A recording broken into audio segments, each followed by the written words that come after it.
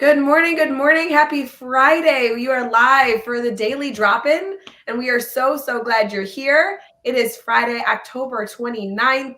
Brad Hughes and I are always your Friday co hosts, and we're really excited to be here to kind of recap the week, get into some fun discussion. We have some holidays, some good news articles. My voice is relatively back, so there's a lot to celebrate today.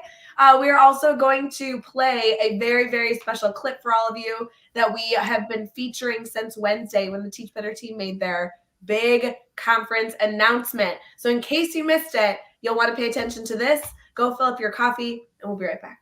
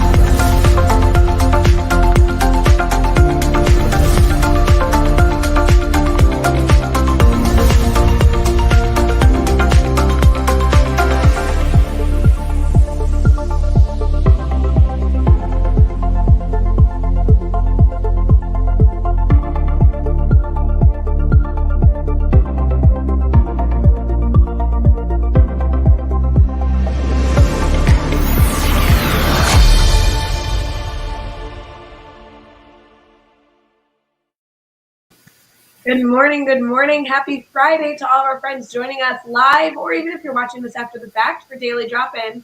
Brad, how are you, friend? It's been a long time. It has been a long time, and I'm doing well. And I think the moral of that video, in addition to the incredible things happening for Teach Better 22, is that Canadians simply can't open envelopes. I thought that was the best way to start that video, was with you opening the top secret envelope. When I saw that video, I was like, oh my gosh, this is how we're opening the whole announcement.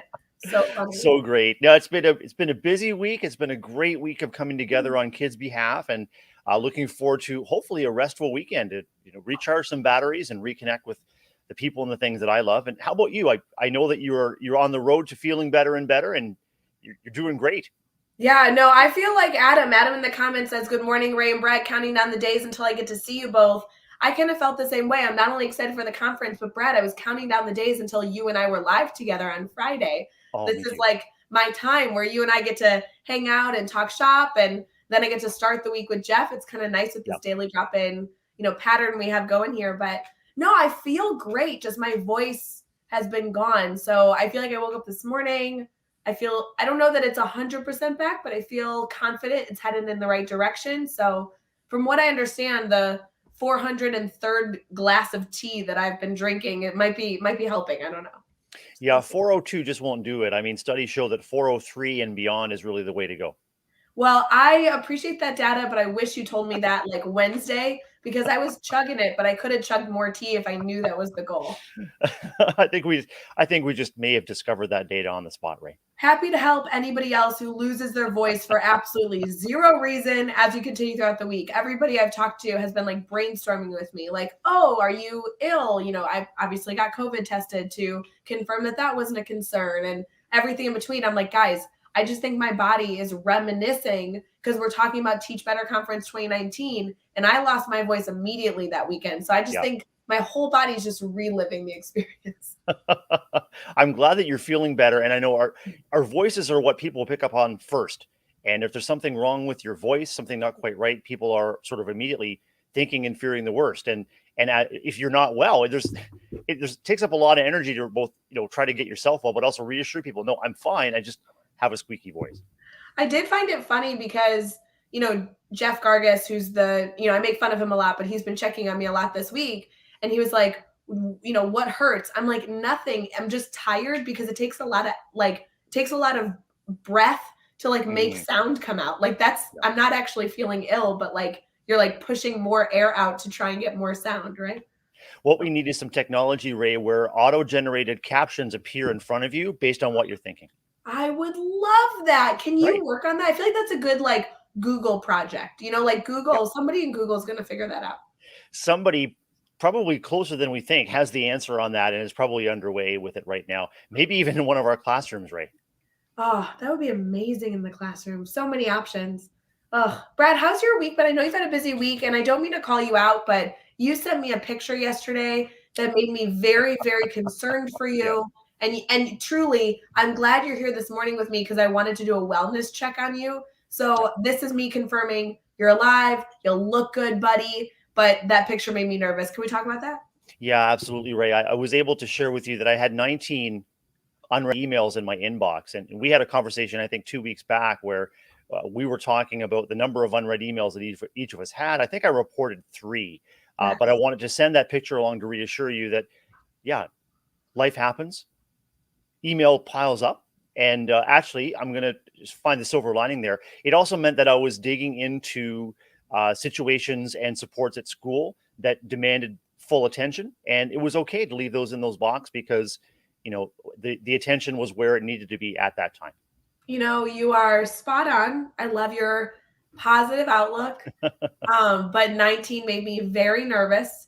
And I hope that you can find some time to get that in a little bit more of a comfortable number for yourself. Cause I know that that's a little bit of weight that you were carrying on your shoulders yesterday, but I'm hoping that we're headed in the right direction. I will kind of say, Brad, I mean, it's Friday of Halloween week. So everyone's a little bit more tired. There's always a few spooky and wacky things that happen this week that are out of our control.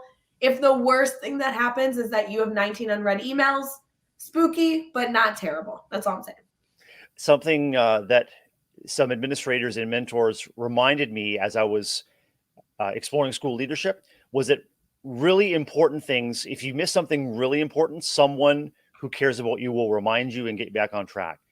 It's really challenging to kind of distinguish between what is truly essential and important when stress is high and everything feels essential and important, especially, as colleagues, when we take on the stress of other people may have different levels of stress and urgency about matters that, when we take a step back and reframe, may not be as urgent as they appear, but it's relieving the stress around those issues that people are craving. And so you just got to take it one step at a time. Brad, I know we've been in the same mastermind because we both are very active, or at least I get to sit in and you're very active in the administrator mastermind that we have for the Teach Better team on Tuesdays. And I don't know if you had signed in yet or if maybe you showed up after, but we had somebody in our admin mastermind talking about this was a principal, this was a leader in the building. And he was like, I'm short on subs and teachers. He's like, I've been teaching for the last 3 weeks. And the only time I'm able to be a principal, the only time I'm able to quote unquote do official leadership business is before school or after school. And at the time we were like, oh my God, how does that work? There's no way. The principal's constantly buzzing around doing so many important things. And he kind of sat back and he was like, yes, it's extremely hard, but I have an agreement with my staff that if they needed something, if it was essential that I was there, they'd come hunt me down. And that's kind of what you're saying is trying to prioritize what work is actually life or death, what work is actually needing your attention. I like that perspective of if it was an immediate need, someone would ensure they get a hold of me. And so everything else I can kind of, at least to a certain extent, pause and come back to later. So. And I think what was really perceptive and really wise of that school leader was to set that expectation ahead of time. So even setting that expectation can help people head off an unusual high amount of stress, knowing that, okay, I know that something serious goes down. I know where to find the principal. I know where to find my colleague in need. And so I think that the uncertainty can simply add to the stress and the worry and the anxiety and even the panic. So I think it was really wise to just set, hey, if you need something, I'm here. Yeah, I love that. It's a great tip. You know, Brad, we have some holidays to celebrate, some good news, and then obviously we have to like dive into the topics this week because there's been a whole lot. We had some new friends join us this week that we can Yes, highlight. So, are you ready for some good news? I'm so ready. I really like can't say that without being like good news with Brad Hughes. Like every Right. time, even when you're not here, I think it the whole time. All right, Oh, we'll be right back.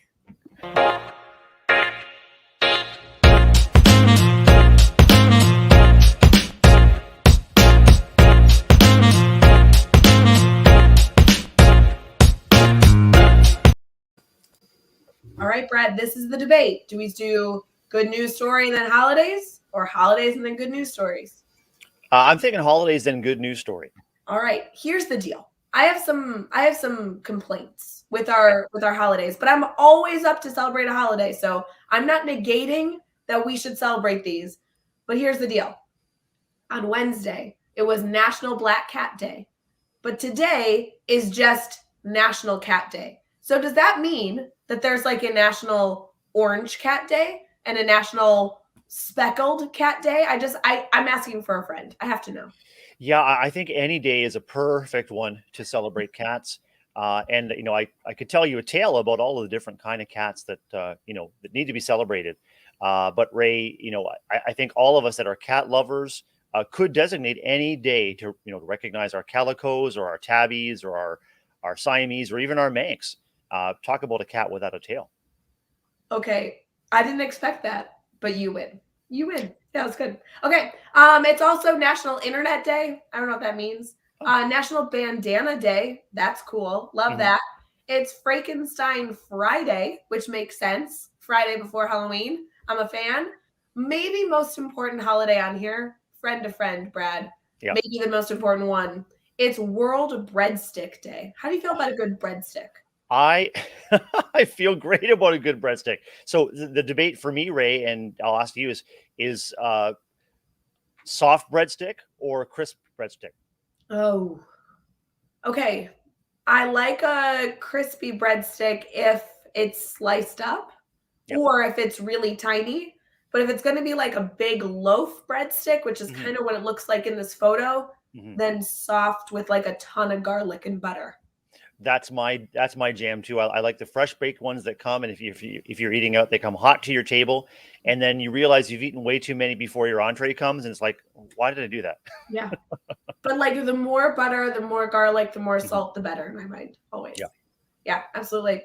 Um, Very important if we want to have good breakfast eaters. Brad, do you eat breakfast in the morning? I feel like I don't know a single teacher that eats breakfast in the morning.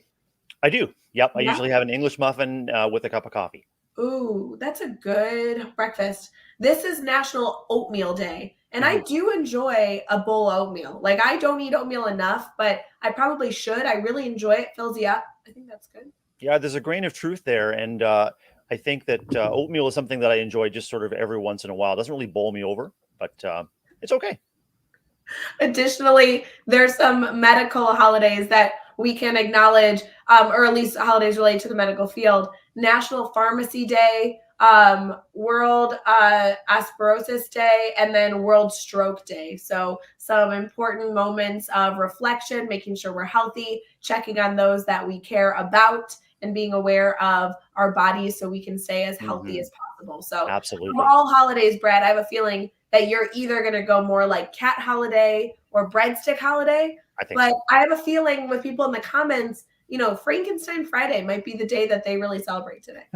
As long as you and I can keep things animated or reanimated, Ray, and keep people's interest in the daily drop in, we're ready to celebrate just about anything. Absolutely. Absolutely. What good news stories do you have for us today? I've got a really cool news story out of Michigan, and I chose this one because of approaching Halloween, but also we've been focusing this week on sort of meeting the needs of every learner in front of us. And a high school in Michigan has a fantastic way to engage students' creativity and personality by allowing them to dress in costume for their senior year student card picture. And the class of 2022 at North Farmington High School in Michigan were allowed and encouraged to dress up in costumes for their school ID pictures. The page I'm looking at right now from goodnewsnetwork.org has a student dressed like the heroine of the series Queen's Gambit, with her hands folded over top of the chessboard. And the class of 2022 tweeted the photos of their new IDs alongside the characters that inspired them, like Ace Ventura, Wayne and Garth, the girl from Finding Nemo who's tapping on the glass and wanting to get Nemo out of the aquarium. And it can't be Halloween or a student picture without the Fresh Prince of Bel Air. So I'll put that link in the comment, and then my encouragement is to think about how in your classrooms you might leverage this really cool opportunity to invite student creativity and personalization of learning using student photos or graphics or any kind like that. And maybe this is something that other middle schools or high schools would like to take on as well, as a special recognition of their senior class. I love the creativity with that. And I love the reflection, the laughter, the discussion you can have about that. I think there's so many different elements, even if you decided to make it more specific, where they had to identify somebody, a character that they had a specific relationship or inspiration that was based from. There's so many good things that you could do with that. That's amazing. I will say at the school that I worked at previously, the one with Katie and Sarah and Nikki, who are all members of the Teach Better family, Sarah Jesse, who on the Teach Better team, friends, if you have not connected with her, she's amazing. She does a lot of our graphics for our blog department, and she always dresses up for her teacher photo. And it is well known that when photo day comes out, everybody gets their photos in those beautiful little packages that you want to go find Miss Sarah Jesse to go see what her costume was, because she hides from the school, and that's a big deal. The power of surprise is a real gift, and especially if maybe the rest of the school population here at the Michigan high school, whether it's traditional and something that's highly anticipated, keeping the lid on big news. I know that's something, Rae, that you truly specialize in. No, I'm terrible at it, and you're calling me out. Did you hear me release that it was in Ohio, the conference in Ohio on Monday? I did not. No, or I might have selectively kind of just muted that. I legitimately, and I can say this now because we released the details Wednesday, but on Monday, I was live with Jeff in the morning after a wonderful weekend. And he said something like, oh, we were together. And he said something. And then my response was, well, yeah, Jeff, we were in Ohio together. And then I was like, oh no, I ruined it. Yeah, it was terrible. Rae, there's a lot of space in Ohio. It could have been in Canton or Cleveland or Akron or it could have been anywhere. Thank goodness we released the details Wednesday. So I have some time to get those secrets out, more secrets to come with our speakers and everybody else. But I needed to get at least the date, location, and early bird registration off my chest, for sure. Some of our ambassadors were able to confirm for me a little bit of a geography tidbit that Ohio is indeed high in the middle and round on both ends. And so I was happy to have that confirmed. I can't really pick up on how that works on Google Maps, but I'm sure when I'm there in person, I'll see it for myself. Brad, I'm going to get a little map for you so you can figure out how to drive to Akron, Ohio. Because if you get a boat, I think it's faster. I think it's faster too. Yeah, there's a big blue lake between me and Southern Ontario and Akron, Ohio. So I've checked my Google map, and it's a little under 6 hours drive, whether I come through Windsor, Detroit, Michigan, or whether I come through Buffalo and then Erie, Pennsylvania. But I will be there, and I might be tired when I get there, but I'll be there. Oh, so exciting. I can't wait. All right, let's get into our discussion for the week for Brainstorm Bank. Does that sound good? Sounds awesome. Okay.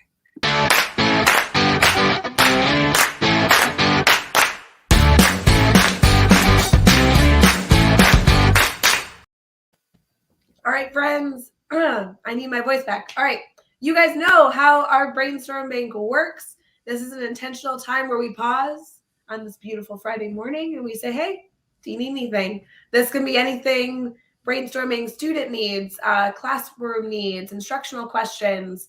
Maybe you just want to know something cool about Brad Hughes, which is really what my questions are. So we are here for you. We also have a theme every single week. And this theme was all about reaching our learners. We had incredible guests on this week to talk about it. And Brad, I'd love to hear your thoughts on this theme this week.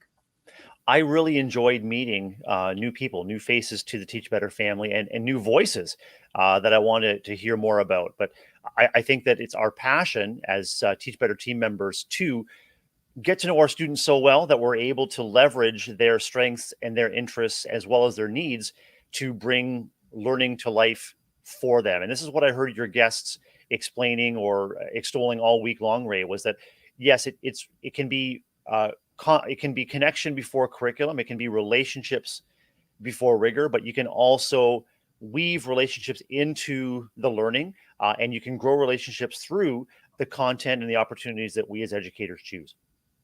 Yeah, I really enjoyed that about this week because it was kind of a general topic and we were able Mhm. to invite so many different perspectives in. There were a lot of different approaches to how you can reach your learners. And we can preview what those discussions were in a little bit, but a lot of it focused around knowing who was in the room, knowing who you were trying to reach, and then really trying to take the time to personalize what they needed. Mhm. And wasn't necessarily a week focused on mastery learning. It wasn't necessarily a week focused on one specific way to reach your learners, but really a holistic approach to making sure that your environment was welcoming and that you could do little things to take steps to understand what your students' needs were. As students are returning to our schools from maybe interrupted or suspended learning because of the pandemic, that process is going to take a lot longer than we may anticipate or we may have experienced in the past. I just encourage our tired, hardworking educators to keep investing in those relationships and keep giving yourself permission for to for the time that's going to be needed to get to know your learners and their needs, because the needs could be significant and the needs could be significantly different than you've anticipated or that sort of you're used to if you're used to addressing. If you're, say, a third grade teacher or a ninth grade teacher, the students in front of us may have significantly different needs than what we're used to addressing, and that requires great creativity. It also requires a lot of humility and reinvention, and unfortunately, time and energy needed to sort of reinvent who we are as teachers and what we do is pretty scarce right now. So let's just continue to be kind to ourselves and continue to invest in finding out who our kids are and what they need. And we will find ways to weave the content to meet their needs. Brad, your challenging week that you had this week, really taking you away from obviously cleaning out your inbox and everything else. Do you think there was a common theme or suggestion that as you went through kind of like hurdle after hurdle, and I don't specifically know all the pieces that you were struggling with this week, that would have been helpful? Like a strategy that you utilized, a strategy maybe after reflecting that you feel like you could have utilized, or maybe people that were involved in the circumstance with you could have benefited from a little bit of information, tidbit of suggestion. Any thoughts Yeah, there? a couple of things, Ray. One is just reinforcing the power of team, the power of smart, caring people around you, and the power of conversation to seek different perspectives for challenging situations. And as school leaders or as teachers, we often find ourselves, and I find myself in a situation where there are so many loose ends that you feel stressed and worried that nothing is getting done, nothing's getting accomplished. And so it was one of your guests. I think it was your Wednesday guest Yeah. who, yeah, Mhm. who reminded us about the importance of standing in the gap. Does that ring Mhm. a bell? Was that our Yes. Wednesday? Okay, and Yeah. right, and so that was huge for me when I heard that advice, and that was a huge and important reframe, standing in the gap. So as you know, as I'm struggling with all of these loose ends and balls in the air and drop balls and wondering how are these things going to ever get done, we're not making any progress. I was reminded that you know it feels like we need to be fixers and solvers, but what we really are people that stand in the gap, and we're people that accompany others from one situation to a slightly better situation. And I kind of brought to mind the image of a bridge between two islands. So we're on island one right now, and things are swirling. But with the power of collaboration and a reassurance that we are there to guide people to the next 1% better, not necessarily like, because we're looking for huge leaps right now, and we may be able to take small steps. So that was really important for me, and that advice came at a crucial time for me as I was supporting staff and students through a number of things at school, just reminding that nothing may be fixed or solved, but we can accompany each other to the next best step and then just repeat. It's so interesting as we reflect on that concept. Like, we say it all the time. I want to be a little bit better today than I was yesterday and a little bit better tomorrow than I was today. That teach better mindset. But sometimes that little bit better today is like 0.001%, right? Mm-hmm. And sometimes it's not. Sometimes we digress and we're not a little bit better, and that's okay. But other days it's 2%, and other days it's 30%, which is like, whoo, could you imagine being a little bit better in that regard? But I think sometimes we're so hard on ourselves as we struggle with stress or anxiety and hurdles to say, oh, today wasn't a good day. But if you reflect back, like, I mean, you're a little bit smarter, you're a little bit more prepared for tomorrow, you're a little bit more aware of a situation that you can persevere through. Even if you're at that 0.001%, it's still progress, right? It's still progress. It sure is, and reframing is hard to do when you're in the middle of things because you're stuck and you want some relief, and you want some release from the stress or anxiety of these challenging situations. A helpful reframe that I've seen, but I'm not consistently applying, but I'm working on it, is rather than asking why is this happening to me, the question that we want to reframe is, what is this teaching me? And sometimes we can be aware of what it's teaching us in the moment, and that's great. Sometimes we're only aware of what it's taught us after the fact. And that's why I want to start building in some reflection, maybe some journaling or just, typing into a doc, you know, how were things 1% better today? What was just a little bit better? And that, I think for me, that'll provide some reassurance. And it also gives me some talking points with my staff members and even parents who are hungry for things to be better now, like not be better, not just better now, but be solved now. When stressful things come up, we parents too, caregivers too, want relief from that stress. Their kid is upset, their kid is hurting, their kid is confused. They want that to change because accompanying an upset child through that is really stressful. And so both as parents and educators, we want that stress to stop now. We just need to reassure everyone that we're going to take our time and be deliberate about taking the next best step. And sometimes things just take time, which is difficult to reconcile, but they do. They just take time and reminding us of what are we learning about this on the way? That reflection of what is this teaching me is so interesting. I feel like you just sparked a nerve, like at my core, because there's so much reflection that we do before a situation happens. How do I get prepared for this? Mm-hmm. And there's so much reflection I truly believe teachers do after the fact. How could I have done that better? But what you're asking is in the middle, when you're in the heat of it, when you're in the mix of it, whether you're drowning or you're excelling, what is this teaching me right now is a really in the moment, in the weeds question that I truly believe can allow you to get to the end of it even more quickly, right? And I just want to name that this is not something that I'm able to access in the moment yet, but it's because when we're focused on problem solving or when we're focused on accompanying kids or even adults in crisis or critical situations, all of your attention and energy is devoted to what needs to happen now. And sometimes it's after the fact, and sometimes it's through conversation or some debriefing or some collaboration that learning can occur. And all of us work in learning organizations, Rae. We're part of schools, and so as educators, we are constantly challenging ourselves not to be the knowers or transmitters of information, but to be learners along with our students. And that includes along with our colleagues and faculty members too. So what is this teaching me, or what are we learning from this is a really important reframe for both school leaders and school teams to come together around, maybe in a morning scrum. Rae, what did yesterday teach us, guys, and how are we going to incorporate that into our day ahead? Brad, as an additional layer of this, what is it teaching you in terms of maybe student information? Like, what do I now know about the student? What can I now utilize to better reach the student?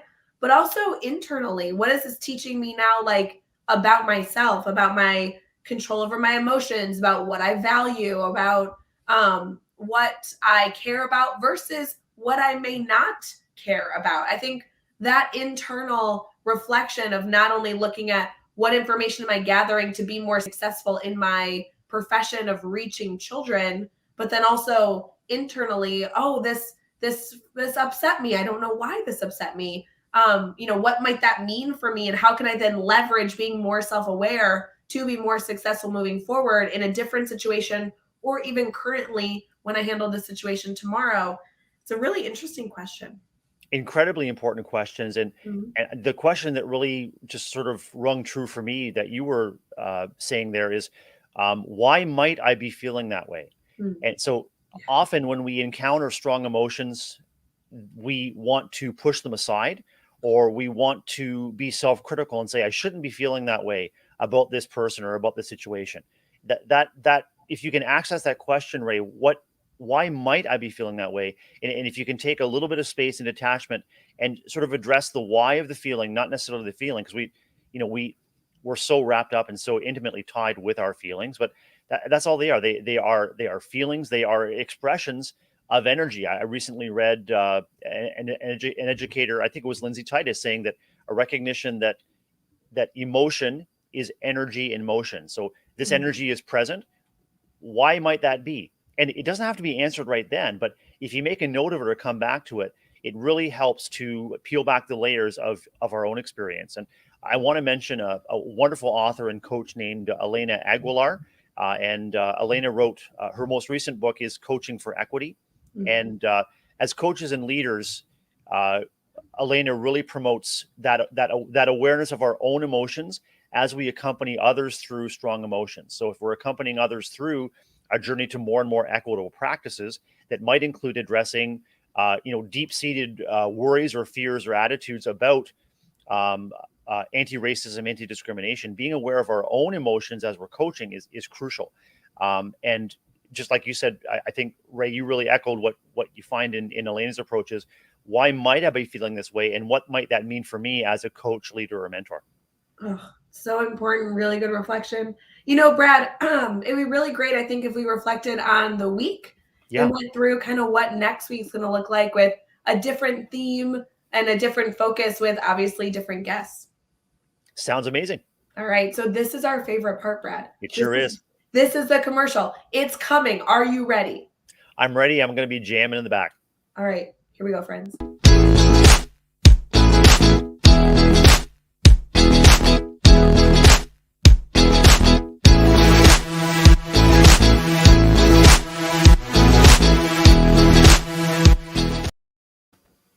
Hey everyone, good morning. Welcome, welcome, welcome. Daily Drop In. We are 32 minutes in, talking shop, having our own reflection. But as you guys know, we love spending our mornings with you. We love being able to reflect on our weeks with you. And obviously, Fridays are something special. We always love to recap the week and kind of preview what's in our future, as we kind of have gotten in the habit, right or wrong, of saying on the show is like, today's going to be the best day that you've had yet. And in my mind, like, let's speak that into existence. So it's Friday, it's October 29th. It's probably going to be a little wacky at school today, let's be honest. It's the Friday of Halloween. There's no denying it, but guess what? It's going to be the best Friday that you've had yet. Maybe simply because it's going to be a little bit spookier, and maybe we can just embrace it. So, Brad, we have a lot to recap this week. We had some really, really beautiful conversations, but we also had some new faces. And Hmm. as you know, we love welcoming new faces, right? Anytime we can add new members of the family. Were all these people new friends for you, or were you aware of some of them? They were all, except for the inimitable Jeff Gargas on Monday. I may be familiar with Jeff, but Jeff is always, for me, such a welcome presence on the Monday drop in. Well, he's a welcome presence no matter if we're face to face online or in wherever we meet up. Jeff makes me better and helps me feel better about contributing to the team. So even though he's a familiar face, he's a very welcome one.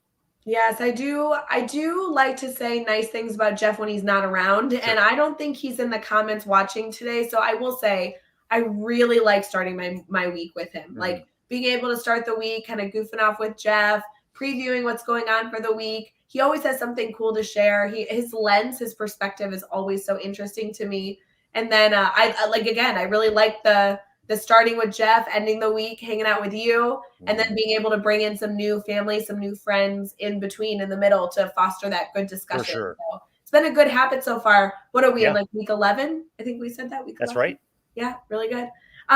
So this week there was a lot to share, and I really encourage you, if you didn't catch every moment of the daily drop-in, you can always go listen back over on Teach Better Talk podcast, or you can catch all the episodes on our YouTube channel. There's like a specific playlist that has them all sectioned out for you, so you don't have to go hunting. Just go make sure you subscribe to the Teach Better Team's YouTube channel that's over there. Obviously, you can get notifications when we're live and everything like that, but I really find that that's like an easy spot that houses all the videos. The conversations this week really have ebbed and flowed, but there's some really, really great takeaways.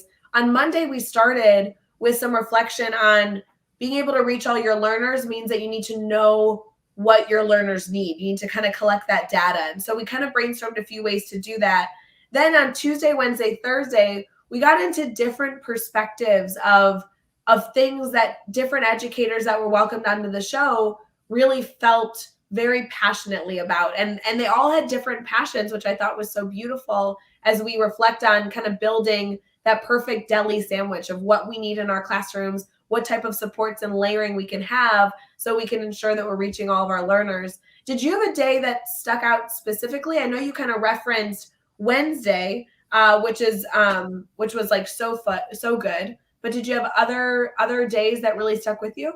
Well, I just wanted to come back to Wednesday for a moment because the conversation was around creativity and activating, Yes. creative opportunities. And with it by the way, Janine Letford, who is thank you very Wednesday. Yeah. much. Yes, with Janine and I've got a background in visual arts. I was a visual arts teacher before I shifted to school leadership, and so uh, activating creativity for me has always been a passion. It's a passion that I embody and that I benefit from. But some of my most amazing moments were nurturing the creativity and expression in my visual arts classroom. And as Janine mentioned, sometimes the arts allow us to get to know kids in ways that are both unexpected and that they may not be, we may not have access to without those creative arts.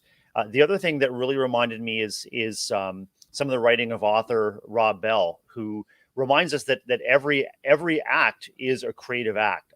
I think that there can be a lot of highfalutin language and attitudes about what it takes to be creative. I'm not creative. I'm not an artist. Whatever it is, like anytime that you are thinking about and bringing something new into the world, whether it's a new approach, a new lesson, a new conversation, a new product, a new angle, like a new perspective, anything that you bring new into the world, or any way that you make even a 1% improvement to something already in the world, that is a creative act. Our lives are all about creation.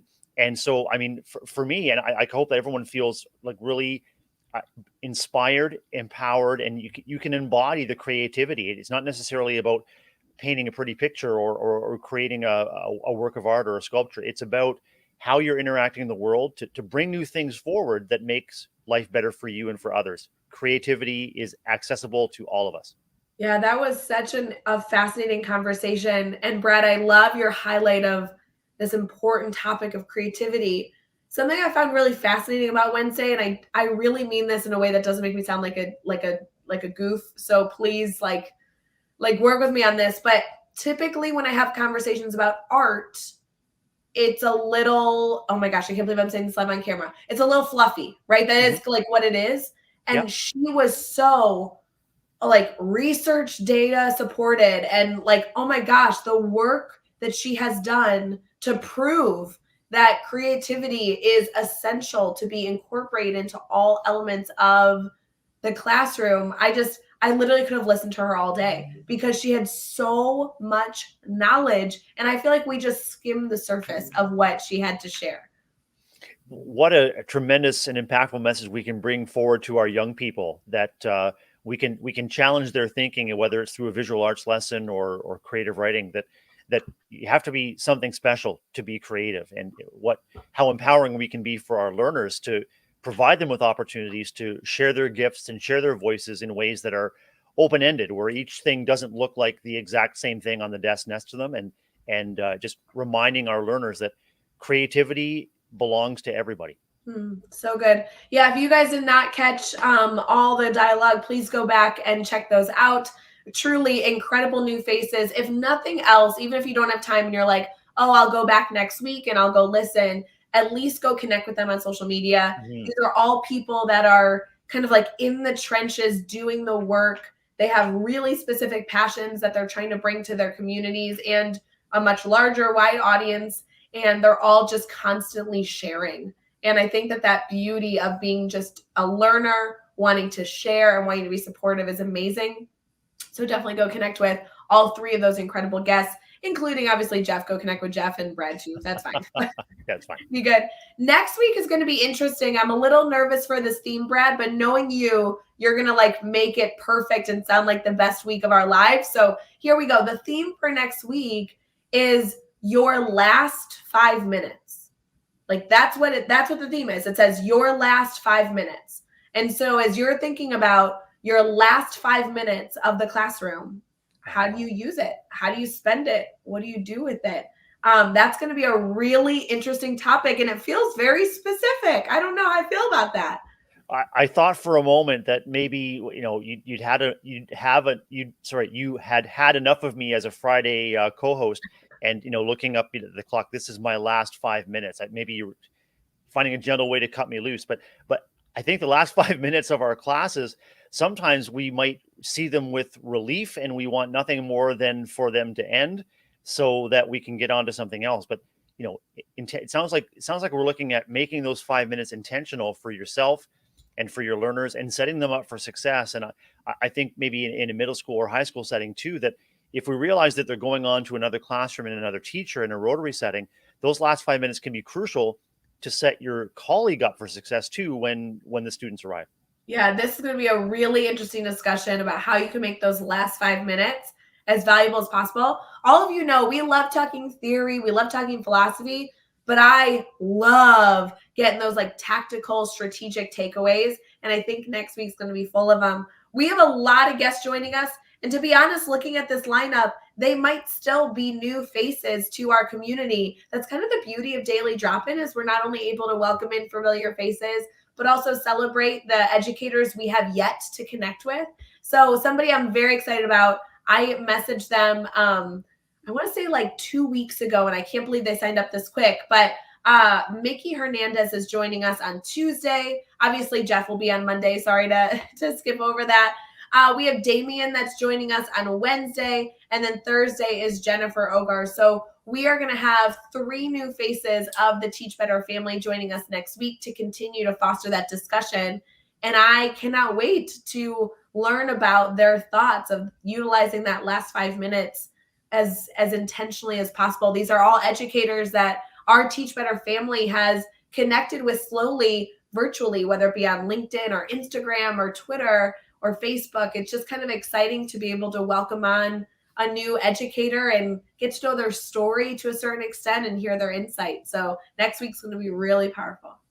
I'm really curious, Rae, about what goes on behind the scenes to, I guess, attract or entice these incredible guests to Daily Drop-In. Is it sort of a combination of guests reaching out to you or other team members? Is it a matter of sort of research behind the scenes and keeping it ear to the ground? How does that work?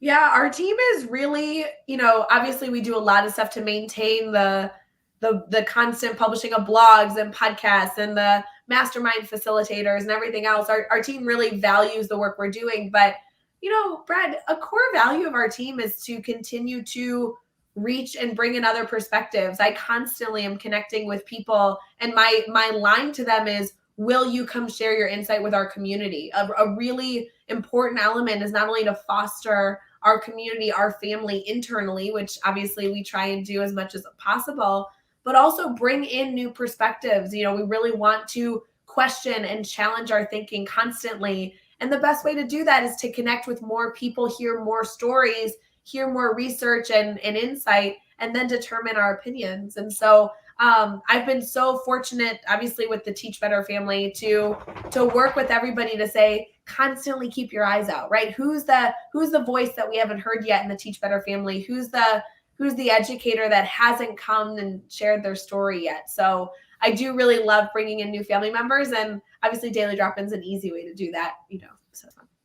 it reminds me of sort of the availability and purpose of our brainstorm bank, Rae, is that if there are members of our listening or viewing audience or members of the Teach Better family that have a recommendation to share forward, you can certainly reach either Rae or myself on Twitter, or you can use the brainstorm bank or hit up any of the Teach Better family members, and we can bring your great ideas forward. And I can't tell you what a difference that a new perspective made. It made a significant difference. A shift in perspective that I heard with you and Janine on Wednesday made a significant difference to my week, and then it's becoming something that I've been able to share with others in my situation, who are also like me, struggling with so many loose ends and so many balls in the air, and I was able to learn and share that forward too. And so it's tremendously impactful, and I'm really grateful to be part of the value that Daily Drop-In is adding. So fun, so fun. Well, I want to wish everybody here a phenomenal Friday. It is October 29th. It's going to be the best Friday that you've had so far, even though it might be a little bit more spooky than usual. Brad, thank you so much for joining. I love ending my week with you. I know I tell that to you every single week, but I truly, truly mean it. And I hope that you have a good Friday as well, friend. I love ending my week with you too, Rae. And like I said, I feel really privileged to be sharing this time with you and to bringing value to the Teach Better family. And I wish you a fantastic weekend. And I hope your weekend is filled with treats, Rae. Oh, so many treats. Guys, go eat candy. That's a requirement. Yes, please enjoy your last sip of coffee. I'm going to go the next 48 hours not talking to try and get my voice back for Monday. And we wish you all a wonderful, wonderful weekend, Halloween, and everything that you have in store. So thank you so much, friends. We'll see you later. Bye, everyone.